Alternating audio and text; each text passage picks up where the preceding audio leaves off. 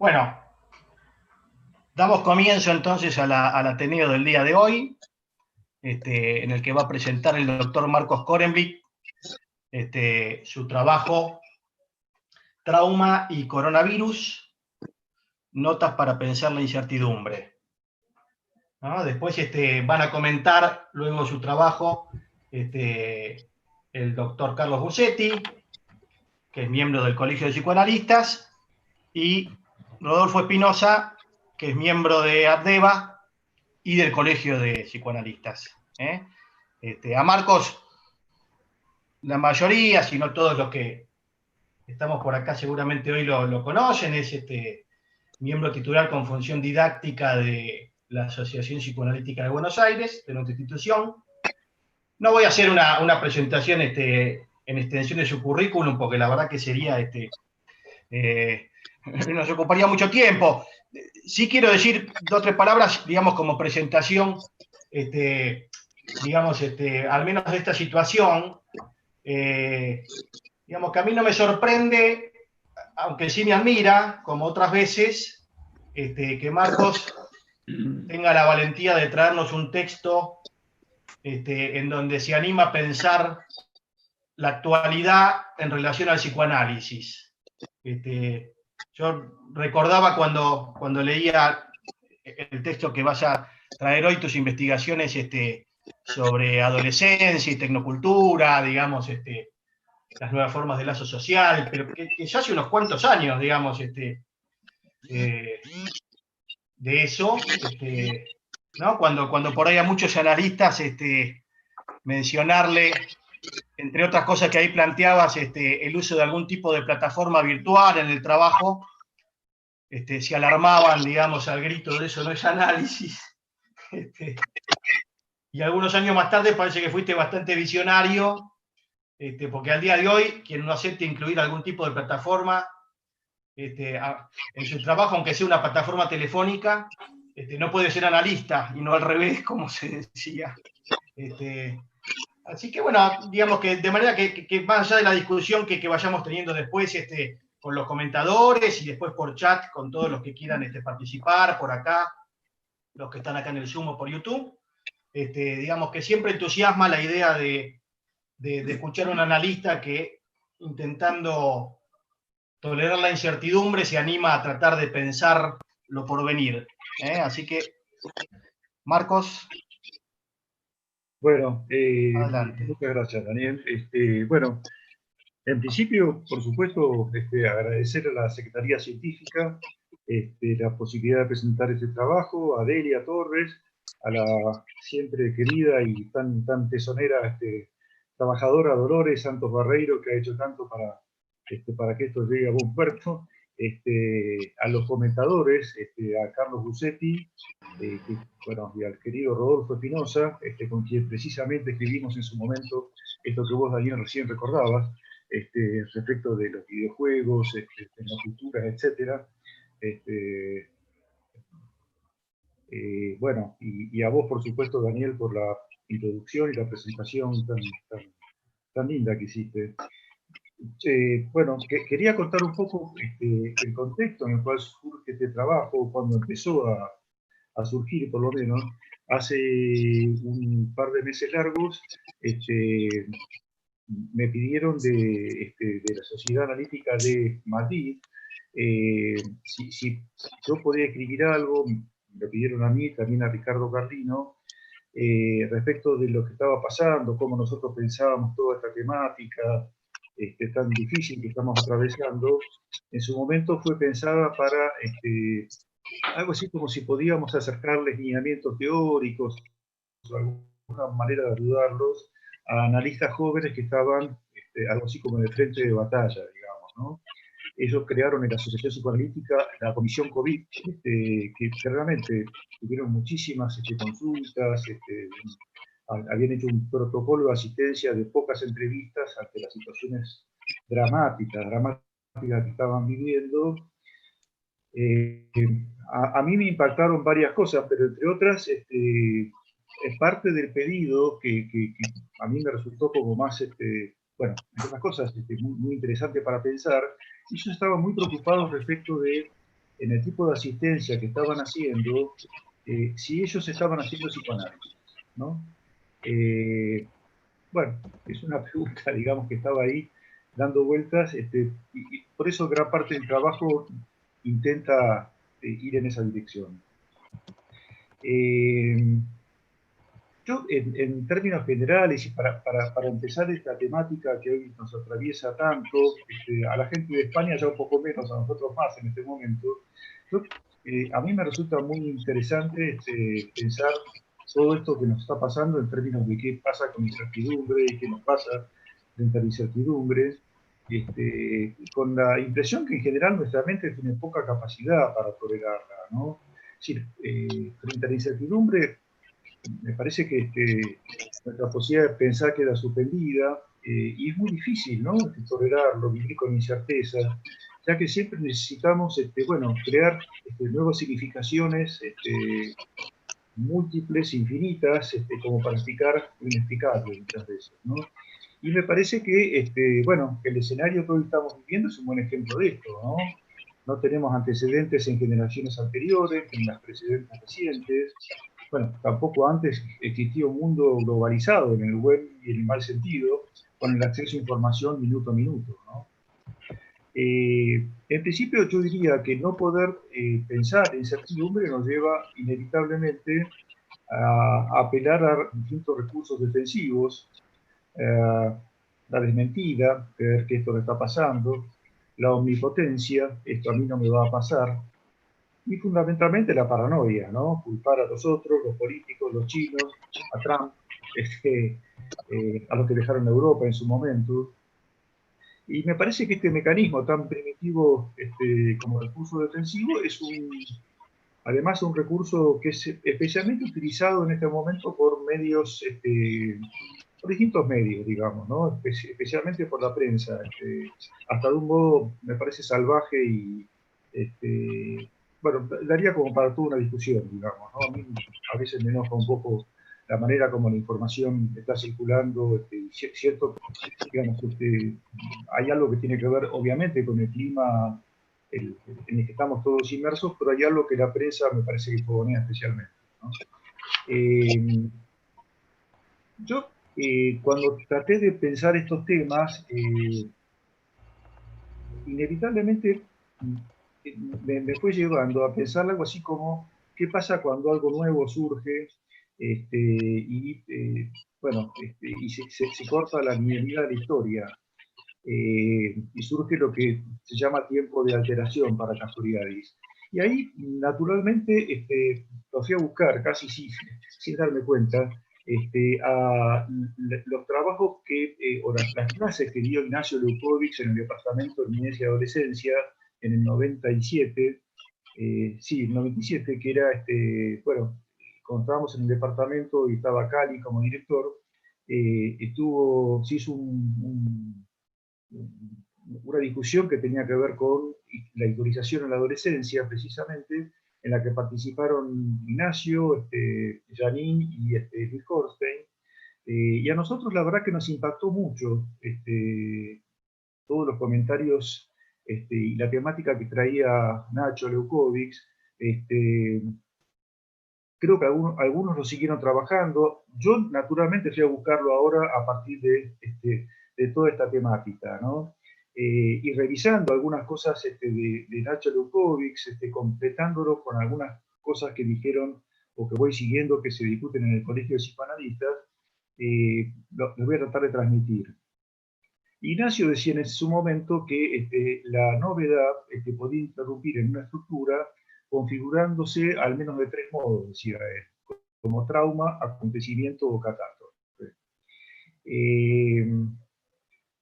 Voy a decirla sucintamente, porque seguramente que todos lo conocen, pero bueno, me parece que es un aporte interesante. Él lo que plantea es que en el caso del trauma hay un desborde cuantitativo que colapsa temporalmente la capacidad de procesamiento simbólico, y que lo emergente perturbador cuantitativo la colapsa transitoriamente. Es decir, después de un tiempo se vuelve a la normalidad, se restituye el orden. Lo que se produce es simplemente una interrupción momentánea que lleva a una recomposición posterior.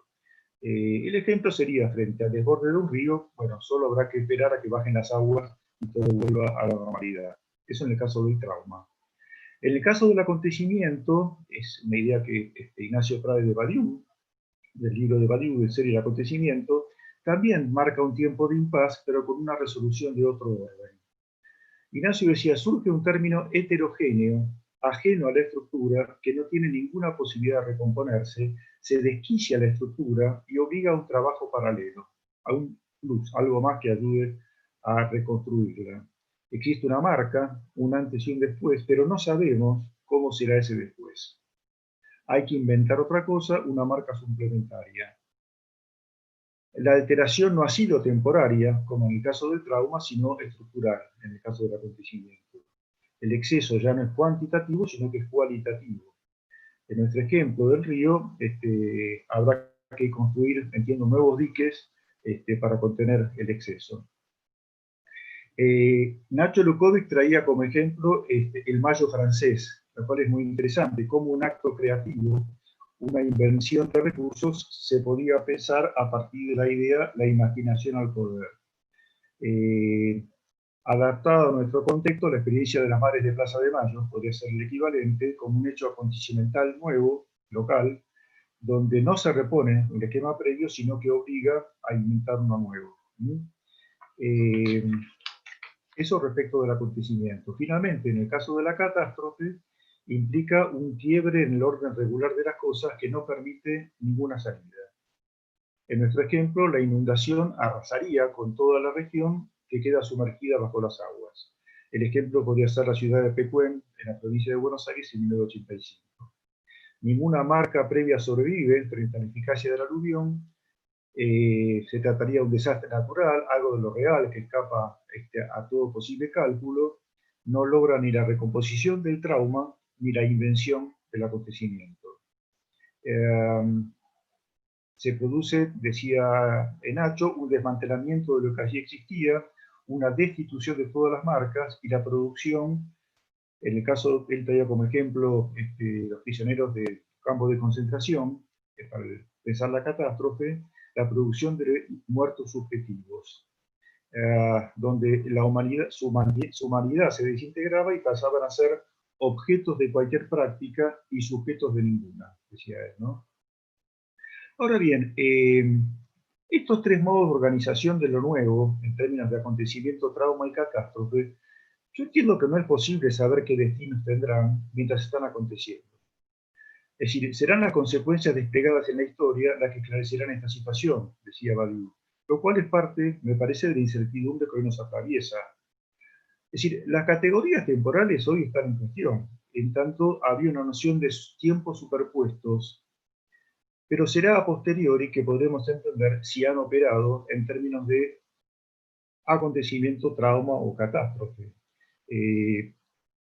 Bueno, al respecto, Carlos Bussetti tiene un trabajo muy interesante que presentó en el libro que sacaron del Colegio de Psicoanalistas, donde dice justamente esto, que nunca es posible analizar un fenómeno cuando uno está inmerso en sus determinaciones, ya llegará el momento de hacerlo.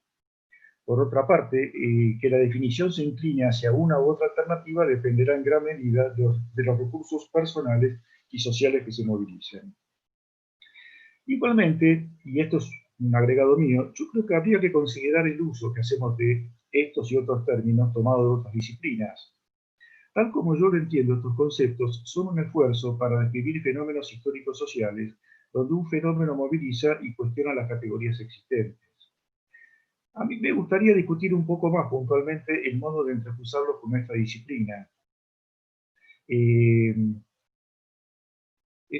Acá hay un aporte, además de las cosas que decía Nacho, de Walter Romero, que me ayudó a pensar, es un estudioso de la obra de Badiou también. Él decía que la idea de Badiou es que la noción de acontecimiento para él se reduce a 4 verdades o 4 condiciones de la filosofía: el amor, las verdades científicas, las revoluciones y el arte. Es decir, como las 4 condiciones como para que aparezca algo acontecimental, algo realmente novedoso. Yo pregunto, ¿resultan aplicables a nuestra disciplina? ¿Son categorías que se pueden aplicar a nuestra clínica? ¿existe una clínica que se desprende de las nociones de acontecimiento, trauma y catástrofe? Bueno, insisto, me parece que como categorías del campo social ofrecen una riquísima perspectiva en macro, que luego tendríamos que evaluar el tipo de procesamiento subjetivo que allí termina operando para poder traducirlo a nuestra disciplina. Bueno, esto respecto de la novedad, que me parece que había bastante como para discutir. Por otro lado, en su momento, cuando yo pensé el trabajo y la manera de ayudarlos a pensar esta problemática, a esta gente de España, es interesante pensar la perspectiva metapsicológica y plantear la situación que estamos viviendo, en tanto me parece que es un problema que tiene que ver precisamente con la cantidad. Sí, me parece que la realidad nos ha invadido con cantidades excesivas, traumáticas, podríamos decir desde nuestro modelo, que inundan al aparato con una magnitud tal que hacen imposible su cualificación. A lidiar con cantidades puras, estamos en la dimensión del más allá del principio del placer. Entiendo que nuestro objetivo terapéutico consistirá en acompañar a este aparato inundado, tratando de construir niveles de elaboración, niveles de ligadura, para ayudarlos a entrar en la lógica significante del principio del placer. Este ha perdido su posibilidad de transferencia, entendida como pasaje de carga entre sistemas, y con esto su posibilidad de pensar. Y aquí yo creo que los psicoanalistas tenemos un lugar importante, en tanto sabemos que no serán momentos de psicoanálisis puros, si vale la expresión. Esto lo llevo a raíz de la preocupación de esta gente respecto a que estaban haciendo psicoanálisis, ¿no? Yo entiendo que, digamos, que uno trabaja de esta manera, si no son momentos de psicoanálisis puros, en el sentido de descomposición de una estructura de sus elementos constitutivos, a través del levantamiento de represiones y retorno de lo reprimido, sino momentos psicoterapéuticos, de rearmado del aparato, uno podría decir, momentos de psicosíntesis y no de psicoanálisis. El aparato en su conjunto no mantiene su integridad y posibilidad de transferencia de carga. Nuestro aliado será entonces no el inconsciente reprimido de descifrar, sino que debemos colocarnos del lado del yo del paciente, acompañando a la elaboración a través del establecimiento de estos primeros niveles de ligadura que ha perdido. Este está basado, seguramente que todos lo han leído o conocen, el trabajo de abordaje psicoanalítico de la patología narcisista, del siempre querido y tan valorado Ricardo Abenbourg. Siguiendo con esta idea de psicoterapia y psicoanálisis, yo en lo personal, y esto seguramente es influido por las ideas de Abenbourg y cuestiones que muchas veces hemos discutido y muy a fondo con el amigo Spinoza, yo en lo personal consigo el análisis básicamente con un diálogo. Un encuentro privilegiado de dos personas donde prevalecen momentos de psicoterapia. De estos momentos de psicoterapia entiendo que aparecerán algunos otros pocos momentos de análisis. Momentos de análisis que esto solo será posible en tanto se haya podido transcurrir un tiempo favorecedor para este encuentro. Y solo allí se podrán lograr momentos de mayor insight y elaboración.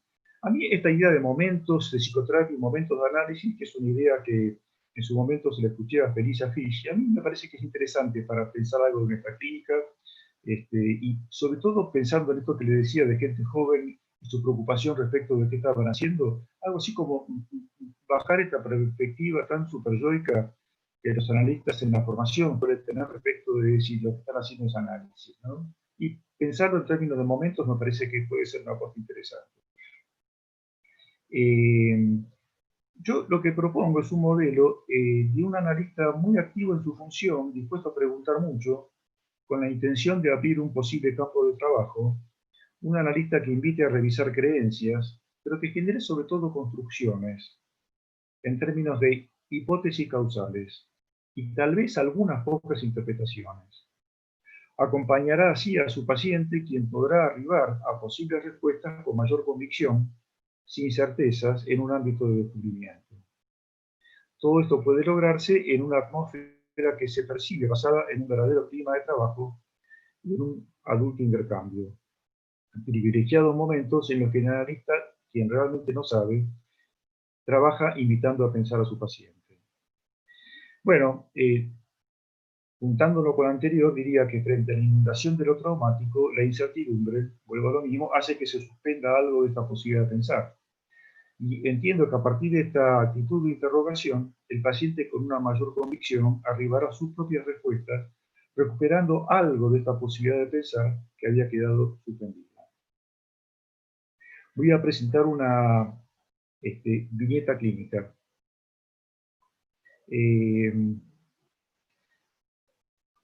Una paciente de 30 años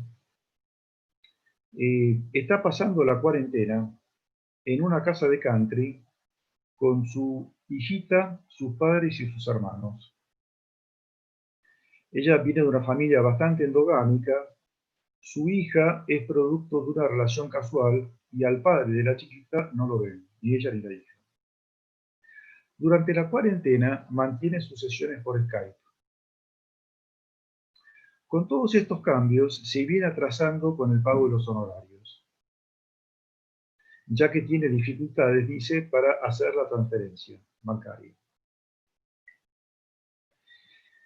En una sesión de la semana anterior, la analista le recordó la deuda que tenía con ella, pero sintió que se quedó mal después de habérselo dicho. Se quedó preocupada, que no se había equivocado. La analista el fin de semana tiene un sueño en el que la paciente invade su consultorio en plena cuarentena. Y ella no sabe qué hacer. Le da miedo que el virus la contagie. Se queda asustada. La sesión siguiente, ya por Skype, la paciente dice que está muy deprimida y que no sabe por qué. La analista en supervisión trae su propia preocupación respecto de la posibilidad de perder a esta paciente y de su futuro profesional en general. Bueno, pudimos trabajar algo de esto, además de ser una preocupación por todo compartida respecto a nuestro futuro profesional. Además, pensar en esto, un aspecto proyectivo de la paciente que induce depresión, que como el virus contagia de manera invisible y esto lo hace más difícil. Lo que pensamos con esta persona es que, bueno, que aparece un aspecto resistencial, esto que obstaculiza la transferencia, no puede hacer transferencia, pero invisible, con lo que complica a la analista que no puede pensar libremente. La paciente ha invadido su mente consultorio y proyectivamente la deja deprimida y preocupada. La analista se siente aliviada con la supervisión, ya que se teme que si no le cueste captar aspectos difíciles de la contratransferencia de esta paciente. Me parece que además, esto es cosecha personal, digamos, cuando un analista sale aliviado de una supervisión, uno tiene la impresión que algo ahí pasó, digamos, ¿no? Como que se la pudo ayudar, ¿no? Esto es un analista además muy sensible, inteligente, que aprovecha mucho esta posibilidad de experiencia, ¿no?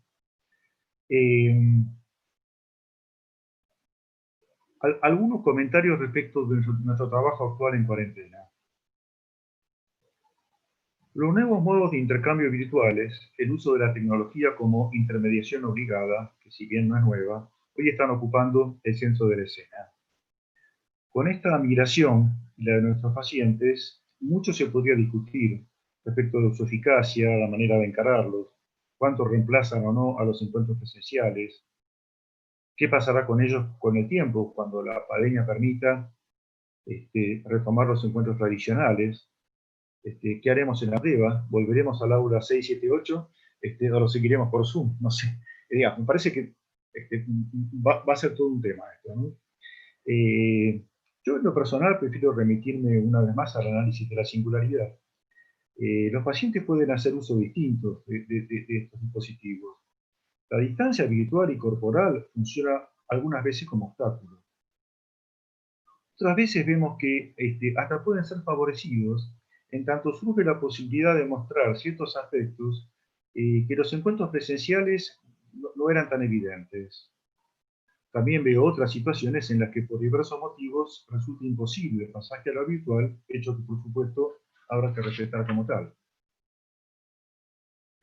La preocupación que predomina como temática gira en torno a inquietudes por todo compartidas. Es decir, cuánto va a durar el aislamiento, cuándo y cómo, y si volveremos a la normalidad. Preguntas para la cual nosotros obviamente tampoco tenemos respuestas posibles.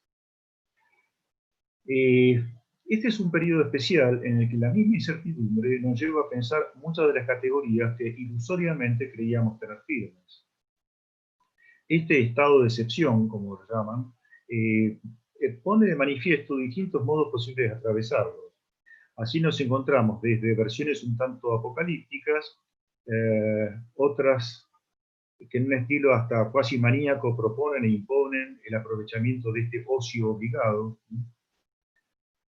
Yo, en términos generales, diría que la cuarentena pone de manifiesto aspectos subjetivos que no son del todo nuevos.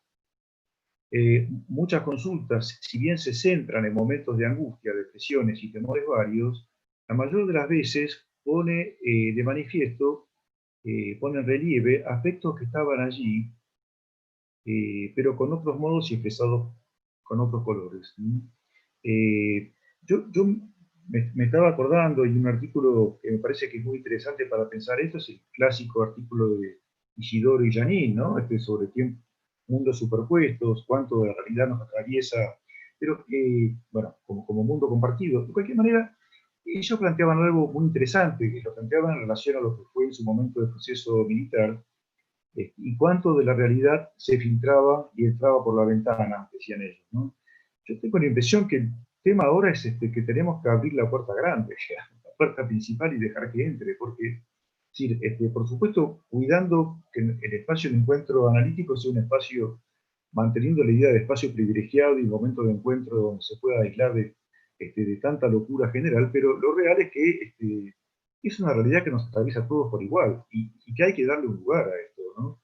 Eh, digamos, muchas de las problemáticas que uno ve en este momento están ampliamente influidos por este contexto y es inevitable pensarlo, ¿no? Bueno, ¿qué pasa con el miedo? ¿Qué pasa con la incertidumbre? ¿Qué pasa con el aislamiento? En fin, todas temáticas que seguro que todos estamos viendo a diario, ¿no? Respecto al saber, como dijera al comienzo, necesitamos dar sentido a lo desconocido como motor de pensamiento. Siempre creemos que, aunque supuesto o ilusorio, el saber en algún lugar está. Alguien lo sostiene y nos permite confiar en él. Franco Berardi, filósofo en relación a esta pandemia, dice que lo que provoca pánico es que escapa a nuestro saber. No conoce la máquina, no lo conoce la medicina, no lo conoce el sistema inmunitario y lo ignoto de repente detiene la máquina. Frente a una situación amenazadora, parte de la dificultad se plantea cuando ese saber no lo encontramos encarnado en ningún lugar. No hay nadie confiable, con el sentimiento de desamparo consiguiente. Podemos pensar que aquí es donde el Estado puede y debe ocupar un papel fundamental. Pero nuestra mente oscila entre la insuficiencia del saber y una posición omnipotente y omnisciente, fanática de las creencias propias y ajenas. El riesgo siempre temido es la atribución de conocimiento total a un posible líder mesiánico a quien se ubique como salvador. En tanto lo busca para participar, el grupo lo busca para participar en su omnisciencia. De vuelta, medio utilizado muy especialmente por la prensa y por el periodismo argentino, por lo menos, ¿no? Creo que habría que hablar bastante de esto, ¿no? Para ir cerrando, posibles perspectivas. Yo entiendo que siempre tendremos que lidiar con la incertidumbre en tanto motor ineludible, sin el cual sería imposible encarar un proceso analítico y un proceso vital en general. Esto conlleva preguntas que permiten abrir nuevos escenarios subjetivos y sin certezas que los cierran. La pregunta es, ¿en qué consistirá la llamada nueva normalidad? ¿Será esto una nueva oportunidad realmente? Bueno, ojalá podamos hacer de esta oportunidad una experiencia y transformar esto en un verdadero acontecimiento. Una novedad sin certezas, en la que todos estamos igualmente involucrados. Tolerar la incertidumbre angustiosa sin llenarla de manera rápida con certezas previas, favoreciendo la creación de nuevas ligaduras y nuevas formas de tramitación de la angustia inevitable en estos momentos. En síntesis sería la posibilidad de creación de nuevas marcas de significación que nos ayuden a pensar la novedad y la necesidad de lazos sociales más consistentes y genuinos. Esto implica, además del papel insoslayable del Estado, una dimensión de responsabilidad subjetiva para pensar estos fenómenos y salir enriquecidos de la experiencia. Como dijera el poeta, se trata de convertir tu muro en un peldaño. Este es hoy nuestro gran desafío. Muchas gracias. Bueno, gracias Marcos por la presentación. Vamos a pasar ahora a los comentadores. Están Carlos Bussetti y Rodolfo Espinosa. Yo diría, si Rodolfo no se enoja, que empecemos por Carlos Bussetti, que es invitado, porque Rodolfo es medio invitado, medio local. Lo que sí, les comento, tengan cierta brevedad, por supuesto que tienen tiempo, son comentadores, pero porque ya tenemos algunos comentarios en el chat, hay gente presente en el Zoom, que seguramente después querremos discutir entre todos. Pero bueno, adelante, Carlos.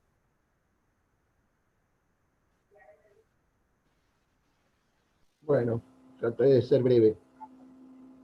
Primero quería agradecer, no puedo evitar esto, agradecer en principio a Marcos y en segundo lugar a Teba la invitación a este comentario. Siempre me resulta un espacio amigable de Teba, ya no es la primera vez que participo.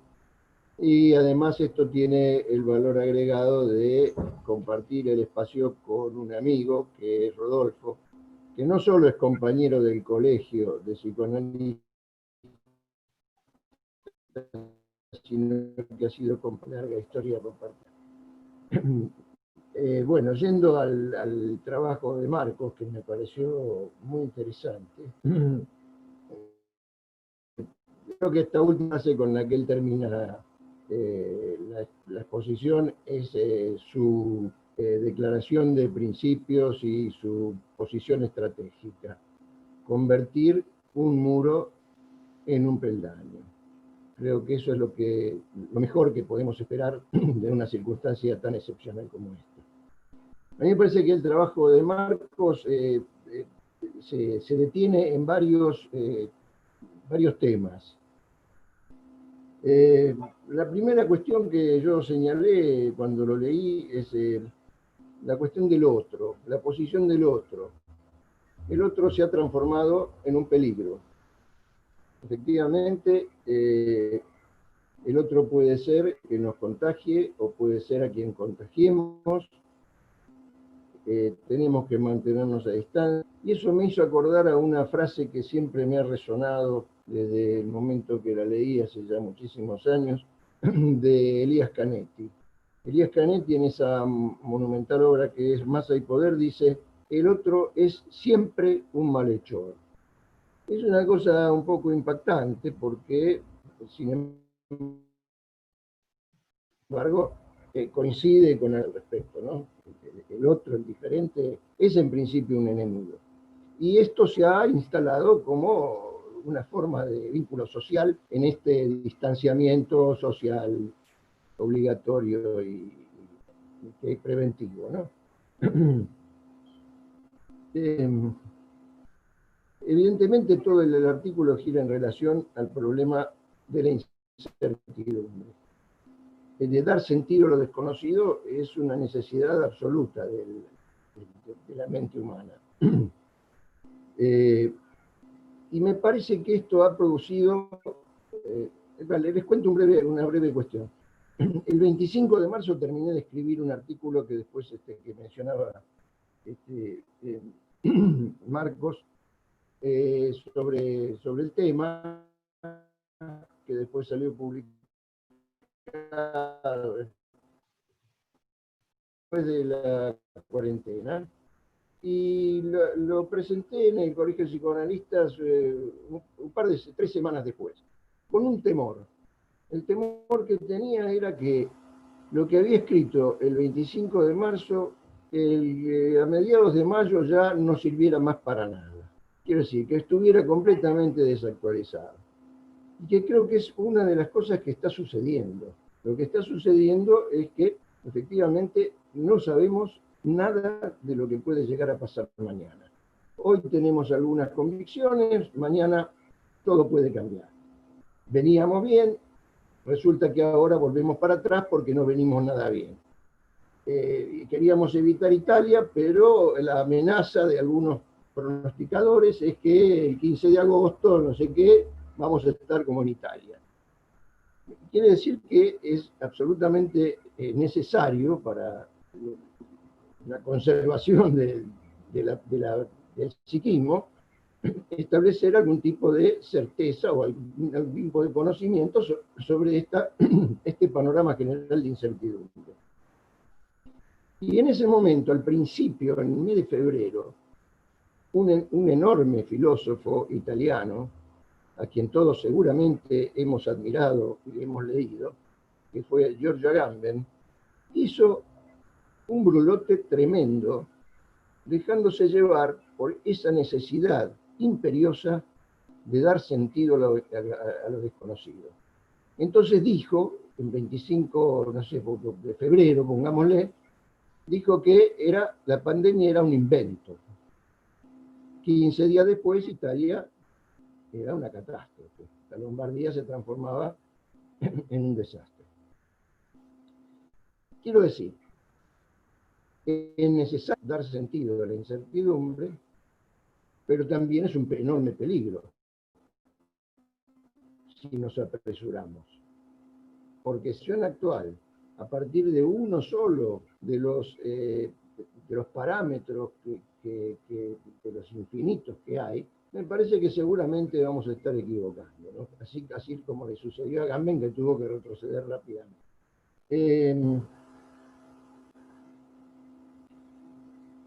La pregunta central, diría, o una de las preguntas centrales de Marcos respecto de la situación actual, tiene que ver con si las categorías de Ignacio de trauma, acontecimiento, catástrofe, son aplicables a nuestra disciplina, estrictamente categorías de carácter histórico, sociológico, sino si pueden ser utilizables en nuestra microscopía social, que es la transferencia, ¿no?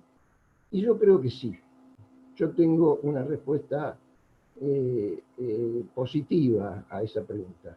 Yo creo que efectivamente son categorías aplicables y lo sostengo en la experiencia clínica de estos tiempos.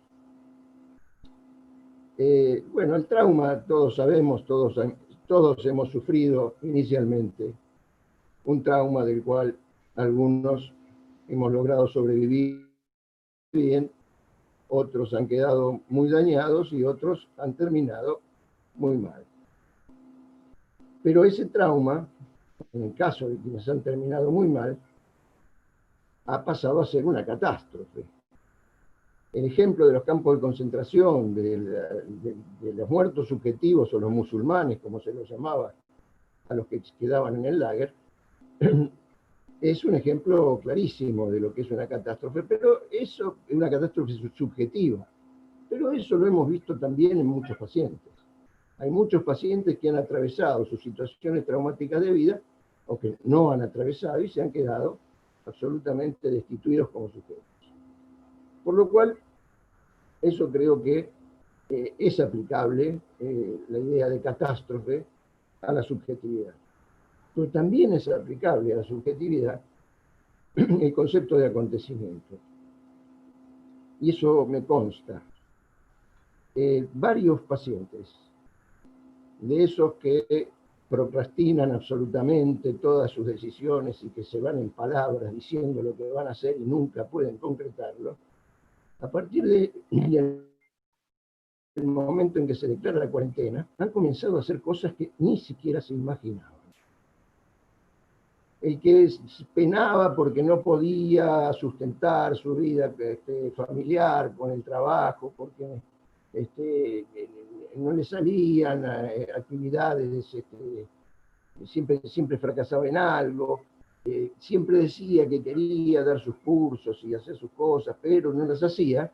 De repente empezó a desarrollar una cantidad de actividades docentes por Zoom, gracias a Dios, Zoom, que le han permitido revertir completamente su destino, diríamos, torcer el destino. Y me parece que esto ha pasado en varios casos, no voy a entrar en detalles en esto porque no vale la pena, pero créanme, es así. Hay algunos pacientes que han transformado su situación personal a partir de esto y de poder utilizar los medios tecnológicos que estamos utilizando ahora. Entonces, esto como para reafirmar la idea de que trauma, acontecimiento y catástrofe son categorías que nos son más que útiles para pensar la clínica. Respecto de los procedimientos de verdad que vos decías, Marcos, en Badiou, efectivamente son esos 4 procedimientos los que Badiou nombra, pero se ha olvidado de uno, que quizás tiene que ver con varios de esos procedimientos, ¿no? El amor, la ciencia, las revoluciones y el arte, que es el psicoanálisis. Yo creo que el psicoanálisis es otro de los procedimientos de verdad que Badiou no ha advertido, a pesar de su estrecha relación con el psicoanálisis, ¿no? Y efectivamente, me parece que en ese sentido, el psicoanálisis puede considerarse el 5º procedimiento de verdad para Badiou. Otro de los ejes del trabajo, me parece que uno de los más importantes, es el que se ocupa de distinguir o de dirimir la cuestión de la psicoterapia y el psicoanálisis. A mí me parece que a esta altura del cambio, preguntarse por el psicoanálisis puro es una pregunta que ya no tiene demasiada vigencia. 24 quilates nunca tiene un dispositivo analítico. Siempre tiene algo de cobre, como ya lo decía Freud, y algo de oro. Yo he afirmado en un lugar, en un libro que publiqué el año pasado, una tautología un tanto aventurada, quizá, pero que a mí me gusta pensarla de ese modo, por lo menos para abrir una discusión, que es que psicoanálisis es lo que hacemos efectivamente los psicoanalistas. Parece tautológico, pero ¿qué podemos decir? Si no, estamos pensando, como vos bien lo decías, Marcos, en un mandato superyoico. Esto es psicoanálisis, un modelo al que tenemos que ajustarnos, y lo otro es basura. Yo creo que no. Yo creo que lo que hacemos los psicoanalistas, que siempre me apoyo en una frasecita de Freud en la historia del movimiento psicoanalítico, que dice que todo aquel que se ocupe de trabajar sobre la resistencia y la transferencia, no dice del inconsciente, sobre la resistencia y la transferencia merece ser llamado psicoanalista. No importa después si estamos de acuerdo o no estamos de acuerdo, bueno, no les quiero sobrecargar con una cita, no importa esto, ya todos lo podrán encontrar allí si les interesa. Pero a mí me llamó la atención, porque no se trataba de los conceptos centrales de la teoría o de la metapsicología. Se trataba sencillamente de los elementos que se ponen en juego en un tratamiento, en un encuentro entre un analista y un paciente.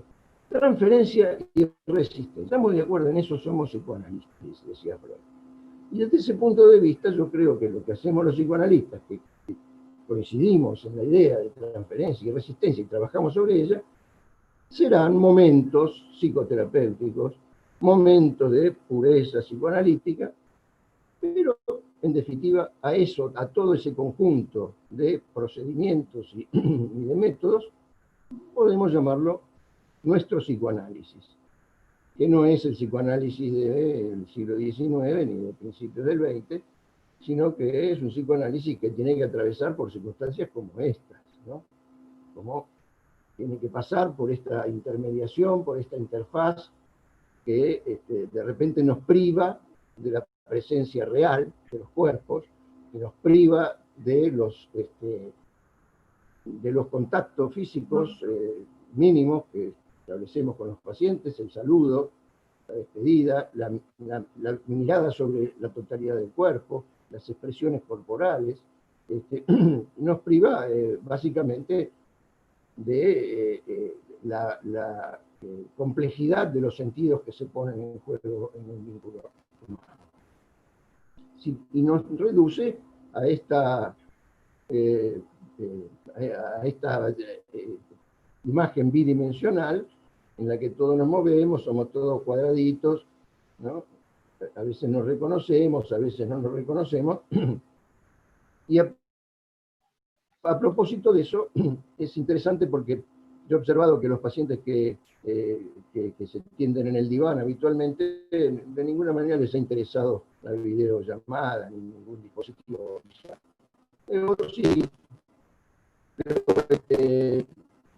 yo creo que los análisis transcurren con bastante fluidez una vez atravesados los primeros momentos en los que todos estábamos atónitos por la situación, ¿no? Ya nos hemos acostumbrado un poco más cansados, un poco más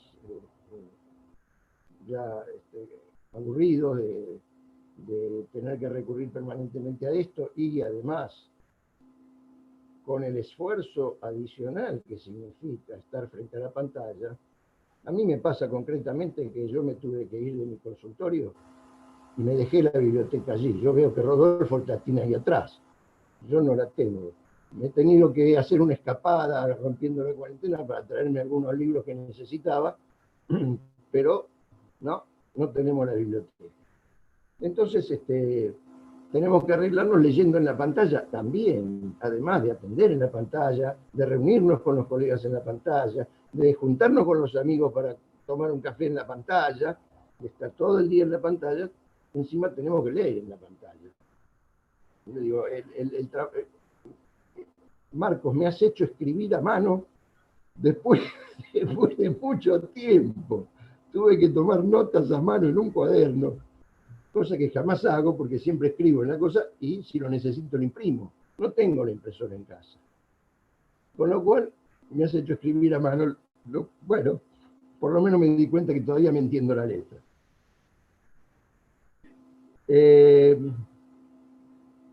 Respecto de la incertidumbre, un par de cosas más y ya termino. Respecto de la incertidumbre, hay una característica muy particular de la incertidumbre que vivimos, porque esta incertidumbre nos pone de cara a la certeza de nuestra finitud. La muerte empieza a pegar, los tiros empiezan a pegar cerca. El hermano de un queridísimo amigo murió de coronavirus hace una semana. Empiezan a aparecer los famosos, entre comillas, los muertos tienen nombre y apellido, y esto configura, además del hecho de que los medios de comunicación han establecido una especie de campeonato mundial de muertos. Todos los días vemos cuántos se murieron, hoy más, hoy menos, mirá en Brasil, mirá acá, qué sé yo, en Chile, esto, el otro. Nos comparamos con ¿no? Somos los campeones mundiales de un concurso espantoso, absolutamente desolador. La niñita de la hija pequeña de un paciente, pobrecita, todas las noches le dice a su papá, papá, tengo miedo de morirme. Tengo miedo de morirme.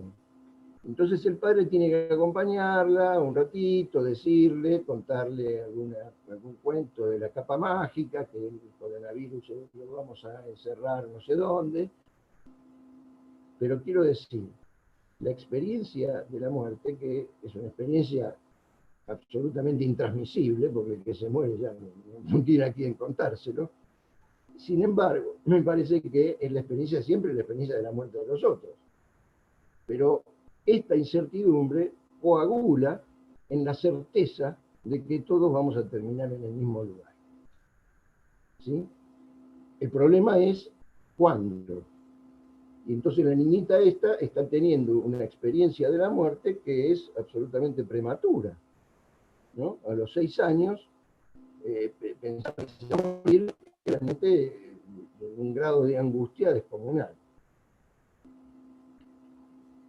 Y para terminar, el ejemplo clínico que vos traés, Marcos, a mí me parece que pone en cuestión un tema que desde el principio se instaló con la cuarentena, con la pandemia, digamos.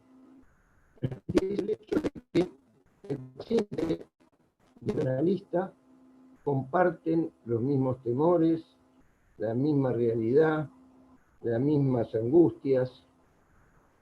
Y al principio los tratamientos giraban bastante alrededor de cómo estás. Una cosa que me parece llamativa, ¿no? Vieron que los jóvenes, la forma de saludar de los jóvenes es ¿todo bien? Eso se ha extendido, ¿no? Ya no son los jóvenes, sino nosotros mismos, por nuestra juventud, a veces decimos ¿todo bien? En su momento les hacía, no todo puede estar tan bien, algunas cosas están mejor, otras no tanto. Algún tipo de chiste cuestionando ese sintagma casi holofrase, porque no quiere decir nada, todo bien. De repente empezó a querer decir algo. Entonces me preguntan, ¿todo bien?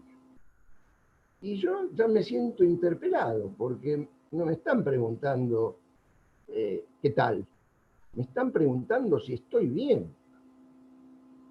Algunos pacientes que no habían aceptado la videollamada, de repente dicen, che, ahora tengamos una videollamada. Quieren ver si estoy muy pálido, si adelgacé, si me dejé la barba, ¿no? Quieren saber cómo estoy, como una de las manifestaciones que poco se ha, poco en esto, en el carácter de cuidado del paciente hacia el analista. Un cuidado que puede llegar a ser un tanto egoísta, pero que al mismo tiempo tiene un carácter de preocupación por el otro, como decía Winnicott, ¿no? Y esa es una adquisición fundamental en la estructuración subjetiva, ¿no? La preocupación por el otro.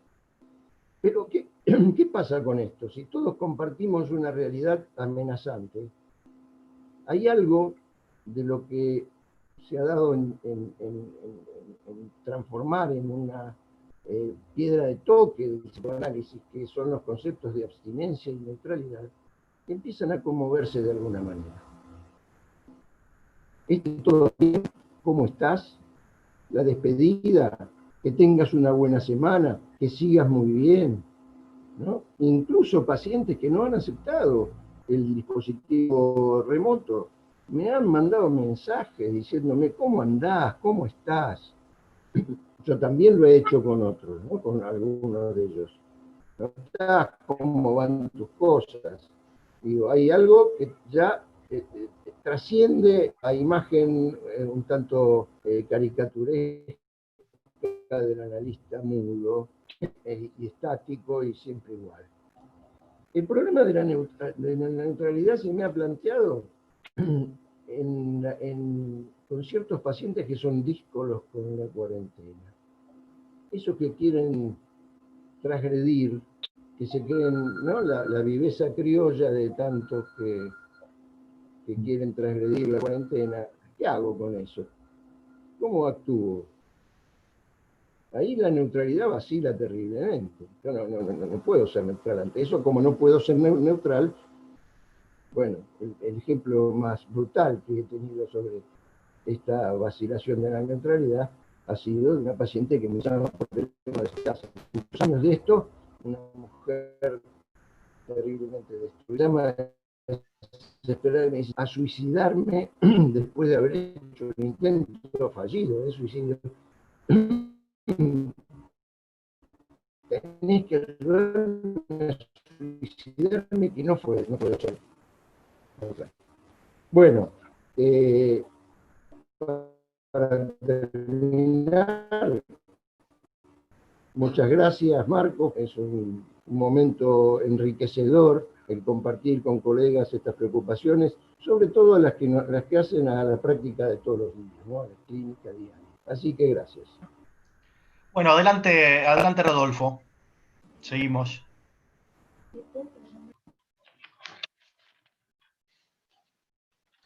Tenés, Rodolfo, que habilitarte tu micrófono, que está...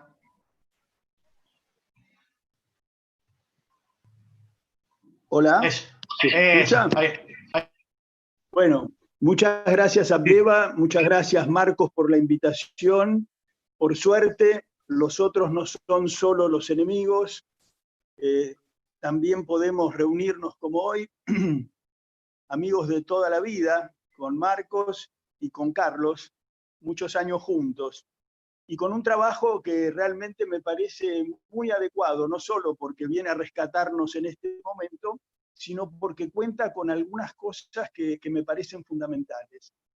Por de pronto, en un momento de vulnerabilidad e incertidumbre, en el que todo de alguna manera lleva a la emergencia, hasta las recetas dicen emergencia COVID-19, este no es un trabajo hecho a las apuradas, como hay que hacer las cosas muchas veces cuando se trata de urgencias.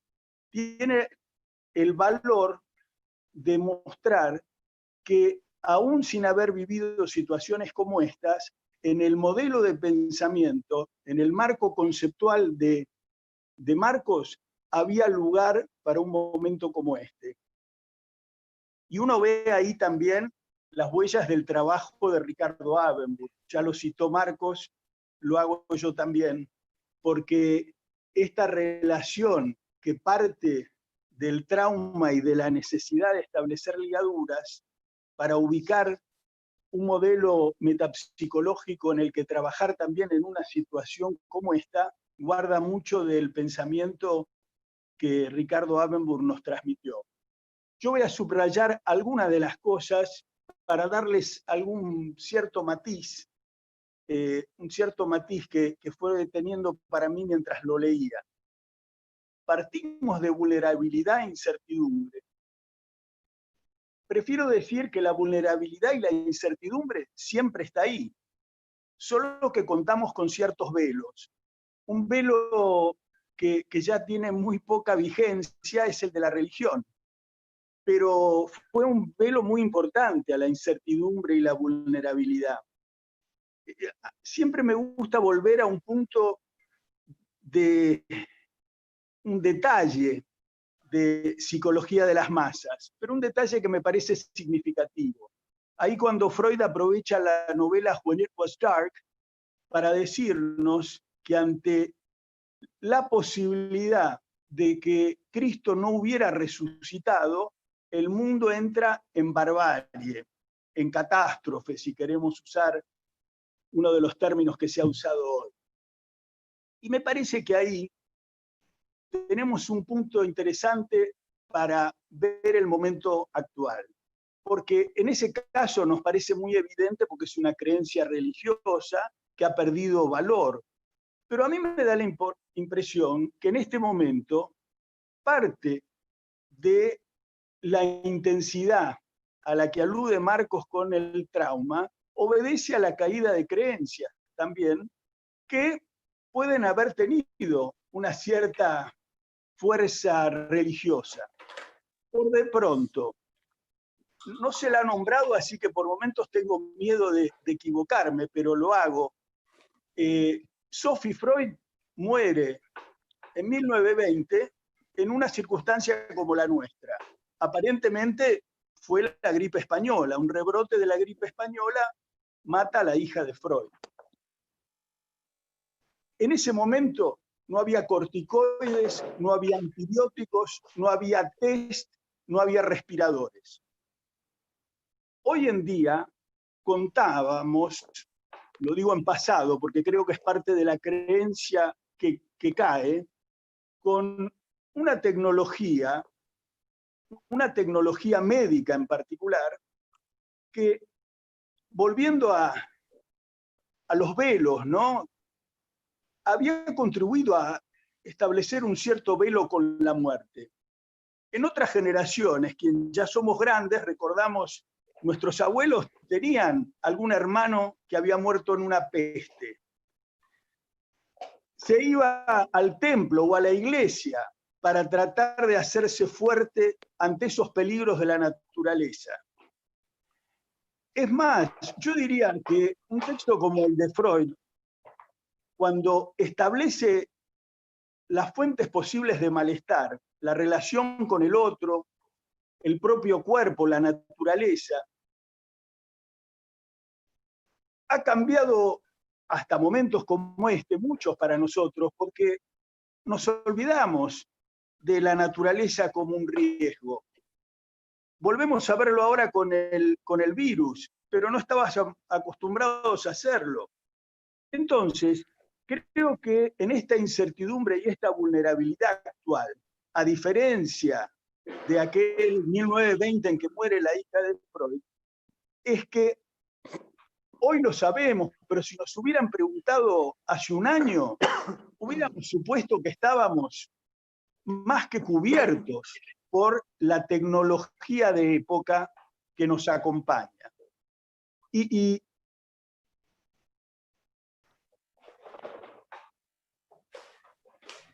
Se te apagó el micrófono, Rodolfo.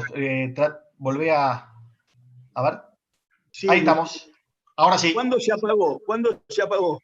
No, recién, hace un instante. Volvé 3 palabras. Bueno, vuelvo entonces. Ha caído a tal punto esta creencia de invulnerabilidad en la que vivíamos, ha caído a tal punto que ni siquiera se puede convocar a los especialistas de la ciencia.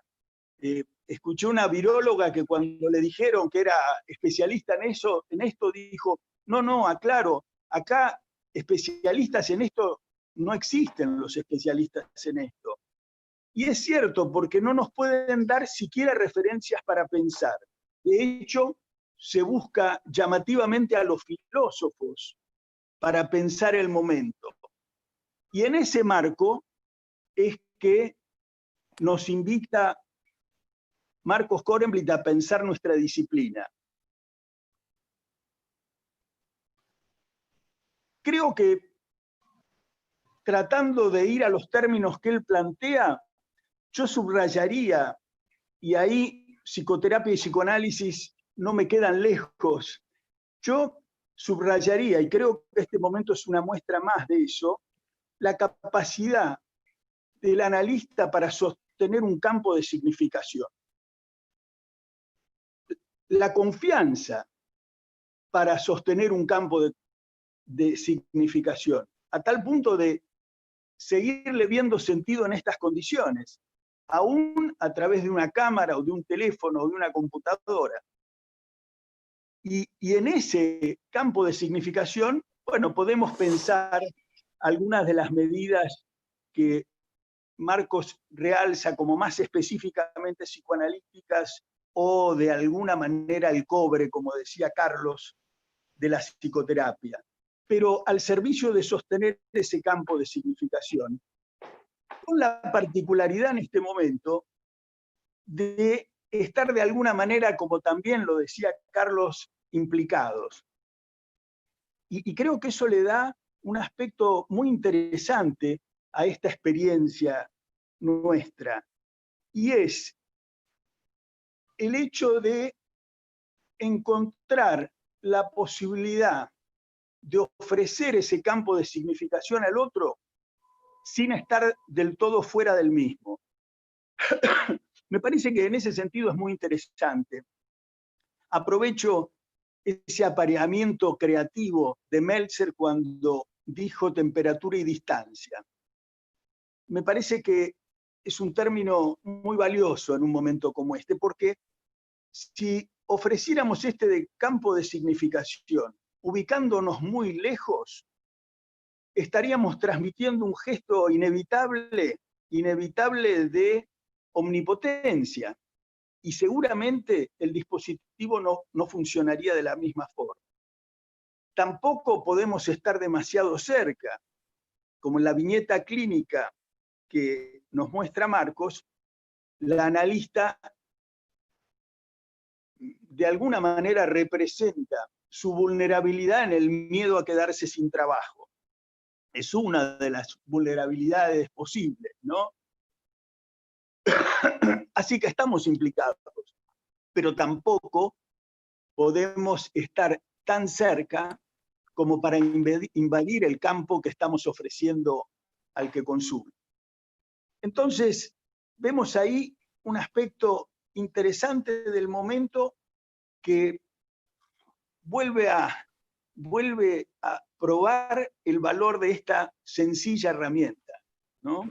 Que ha permitido a Freud trabajar durante 2 guerras, a nosotros en tantas otras situaciones más pequeñas que las de Europa, pero bueno, las dictaduras, la guerra de Malvinas, y ahora en este caso. Entonces, pensando así este campo de significación, vuelvo al comienzo y a las ideas con las que Marcos organiza el punto de partida, el trauma. El trauma, este aumento de la cantidad, también otra manera de verlo es como una insuficiencia de la cualidad, una insuficiencia representacional. Y vaya si este momento lo tiene. Hay una insuficiencia representacional del discurso social. Ya las religiones no ocupan el lugar que ocupaban antes. La ciencia, que había venido a cubrirnos de la vulnerabilidad y la incertidumbre, falla. Y en esa intensidad de carga o insuficiencia representacional, como yo lo decía, ofrecemos un campo de significación singular, que vemos y la experiencia de alguna manera nos reafirma. Vemos que funciona, vemos que es capaz de brindar en un momento en donde hay tan poco para brindar. Seguramente todos tienen su propia experiencia al respecto, pero desde pacientes que vienen con esta fantasía tan favorecida tal vez por los medios, que es la de que a uno lo lleven y tenga que morir lejos de los familiares. Bueno, una fantasía que no es tan fantasía, que es uno de los riesgos, pero que puede ocupar un lugar muy importante en algunas personas. Partimos de esa posible realidad social y vamos viendo que no está tan diferenciado un campo del otro. De pronto esa persona puede empezar a hablar de cosas de su historia que están reforzando estos comentarios que nos llegan a través de los medios. Y volvemos a probar entonces que este campo de significación, este modesto campo de significación que ofrece un psicoanalista, es capaz de dejar afuera esta inundación traumática, podríamos decir, de los medios para dar lugar a la singularidad. Eso a mí siempre me hace acordar a una frase de Borges que ustedes deben recordar también, cuando le preguntan por los medios y él se muestra como que no prefiere no prestarles mucha atención, entonces dice que no lee mucho los diarios para no desinformarse. Porque vuelvo entonces al ejemplo de esta paciente. Es cierto que uno puede ser llevado a un lugar y morir lejos de los familiares, de los seres queridos, pero puede uno estar inundado por esa información y desinformarse de uno mismo. El campo de significación que ofrece el psicoanálisis permite volver a lo singular, y en ese sentido seguramente no cumplo del todo con los comentarios que han hecho desde la historia o de la sociología al crear estos términos, pero los llevo más a nuestro terreno y prefiero pensar el acontecimiento como un acontecimiento a construir. Así como en lo social será construido, nosotros en lo singular lo hacemos a través de la experiencia. Y esa experiencia requiere de un espacio como el que ofrecemos nosotros. Esa experiencia no está en la televisión, en la computadora, no está en la información globalizada. Está, como diría Borges, en un lugar en el que no conviene que los medios nos saturen como para que lleguemos a desinformarnos. Y entonces recuperamos una relación espacio-temporal que da lugar a la existencia. La saturación de los medios de alguna manera desplaza la existencia singular y nos llena de una información que es necesaria en un punto, pero que en su saturación desinforma. Bueno, no quiero robar más tiempo a los que seguramente tienen muchas ganas de participar, y en todo caso, si puedo, me sumo en algún otro momento con algún otro comentario. Nuevamente, por supuesto, muchas gracias a Marcos. Eso, seguro se sumarán los comentadores también para las respuestas, además de Marcos, o para los comentarios, no respuestas. Si alguno de los que está presente en el Zoom quisiera participar de forma presencial y no por el chat, me levanta la mano y lo voy incluyendo en la lista, pero bueno, arranco en principio por el chat. Tal vez voy a leer 2 o 3 preguntas, porque hay bastantes, y pasamos, hacemos vueltas por la mesa, ¿sí? Empezando por Marcos y después los comentadores, si quieren. En principio, Sofía Galán, hay una pregunta que hace, en todo caso vamos a pedirle que la repita, porque se refiere a algo que deja al descubierto el déficit más primario en la constitución de la tópica. Eso es lo que me llega como pregunta. Le aclaro a Sofía que la vuelva a hacer para que sea más claro. Miguel Maldonado, luego, una pregunta. ¿Existe el psicoanálisis puro? ¿Estamos retomando a la época del oro del psicoanálisis y la psicoterapia como cobre? Bueno, algo de esto se dijo. ¿No se puede elaborar si no es en el marco del psicoanálisis puro? Lidia Escalosub. ¿Es diferente de ser analista en tiempos normales? Y sigue la pregunta,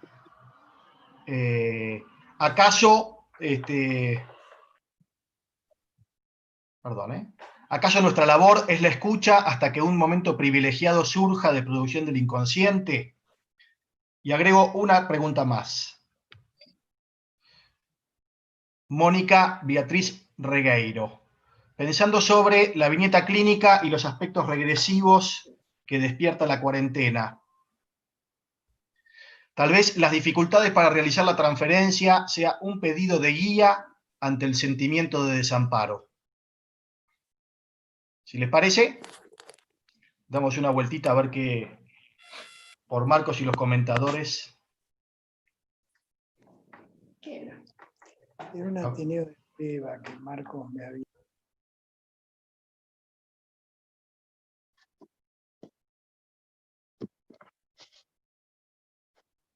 Marcos, prendete el micrófono.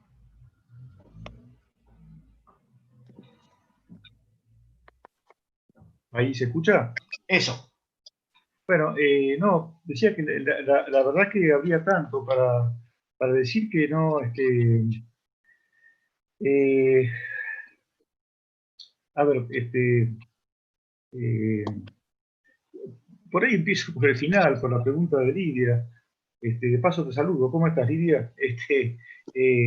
Cuando ella pregunta si esto es distinto de hacer psicoanálisis en épocas normales, qué sé yo, qué lío que es esto, ¿no? Porque a mí inevitablemente me lleva a pensar, bueno, de vuelta, ¿no? ¿Qué son épocas normales? Bueno, el gran desafío es ver si encontramos algún tipo de respuesta a esto. Yo igual creo que no es una época normal, ¿no? Si me disculpan, porque me parece que todo el tiempo esto nos conmina, nos obliga como a repensar nuestra posición como analistas, cómo ubicarnos, qué estamos haciendo. No digo que en otros momentos no esté como pregunta y como desafío, pero este es peculiar.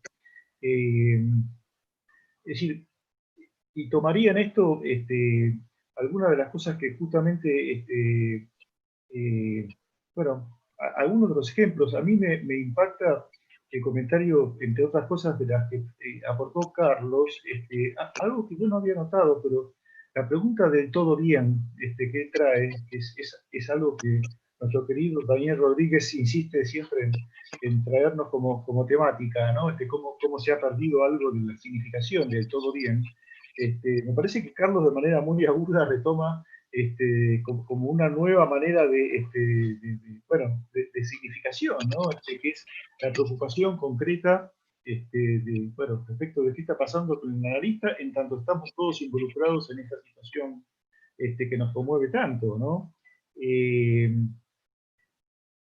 A ver, yo creo que sí, es decir, es cierto, digamos, y esto lo sumo con algo de lo que plantea Rodolfo también, ¿no? Que es, bueno, estamos siempre tratando de generar un campo de significación, pero bueno, en un momento en el que vemos que algo de esto cae, ¿no? Él lo dijo muy bien, como algo de la insuficiencia representacional nos conmueve, nos invita a ver cómo nos desafía, digamos, de alguna manera, ¿no?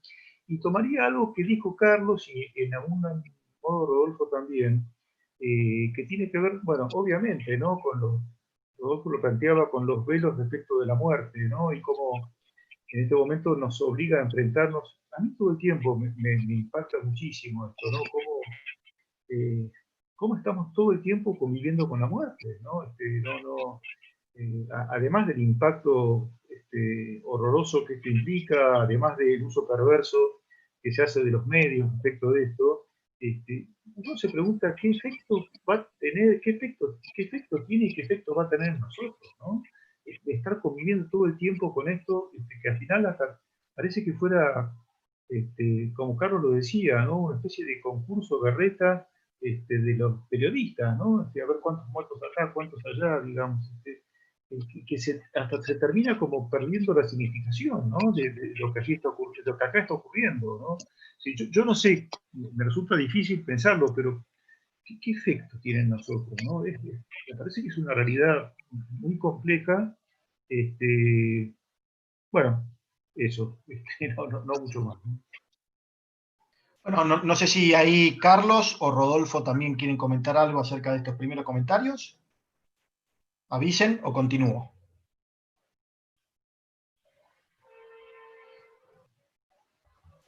Bueno, ahí Charito Gómez. Hay algunos que son comentarios, no solo preguntas, pero de todas maneras los voy introduciendo también porque pueden seguro ser útiles para la discusión. Charito Gómez dice, el concepto de mundos superpuestos es originalmente de Janine y Wender, se refiere a Janine Puget, seguramente. Ella lo retoma precisamente a raíz de la pandemia como acontecimiento. Gabriela Salazar Canelos se refiere a que nos favorezcan la creación de nuevas marcas que nos permiten pensar lo incierto, sostenidos por los lazos sociales y amorosos que pueden estar o podemos crear y afianzar. Lidia Escalosub agrega a lo anterior que había comentado, ¿no? Dice, y si no, abordaremos al paciente en una suerte de modulación de su angustia, producto inevitable de la incertidumbre, del afecto predominante de este momento. Lo superyoico en la formación de analistas es muy frecuente y es nuestra labor abrir a posibilidades de un pensamiento abierto.